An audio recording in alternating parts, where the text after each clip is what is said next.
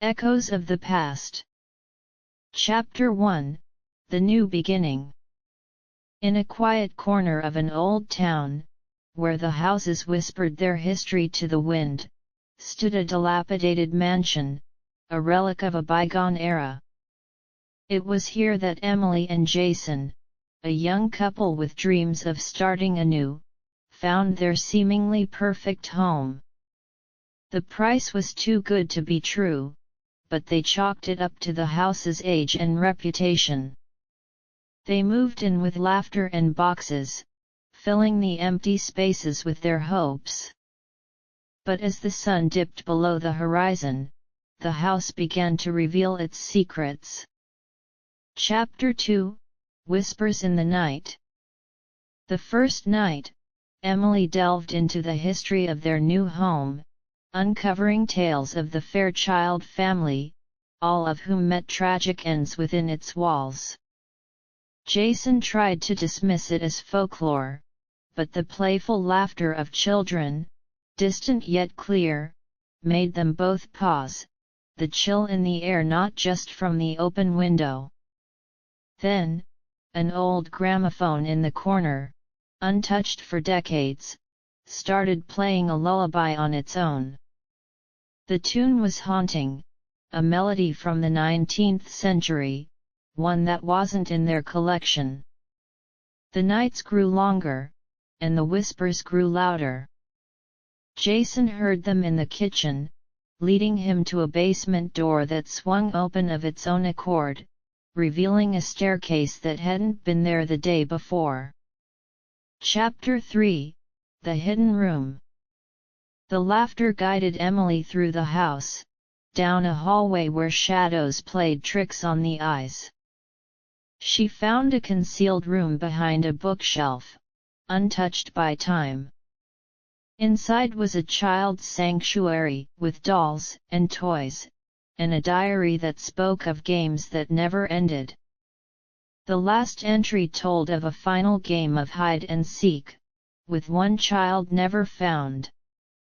As she read, the door slammed shut, trapping her in the past's echo. The laughter now seemed to mock, circling her in the dark. But then, the room began to change. The walls shifted, revealing hidden murals of the Fairchild family's last day, their faces painted with expressions of both joy and terror. Chapter 4, The Cycle of Terror. Morning didn't bring relief. Jason found Emily, locked away, her eyes wide with fear. She spoke of seeing the Fairchilds, how they were stuck in a loop.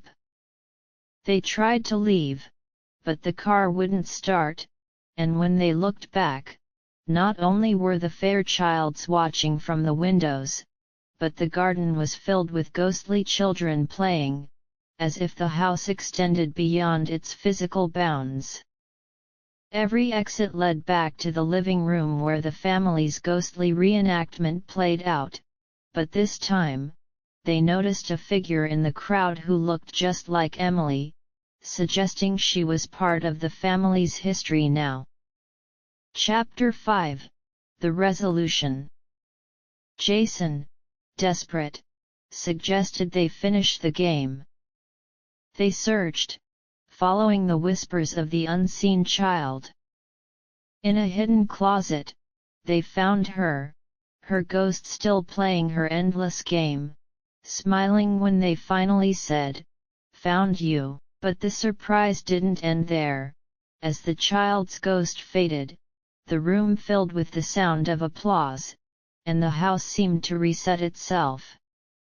Suddenly, they were back in the living room, the house restored to its state from when they first moved in, as if they had been given a second chance. Chapter 6, Echoes Vanished. They drove away, watching the house recede in their rear-view mirror, now looking like any other old but peaceful home. However, when they checked their phone's gallery, there were photos from the night before, showing them with the Fairchild family, smiling as if they belonged. In the end, Emily and Jason understood that some stories need to be told, some games need to end, for both the living and the dead to find peace.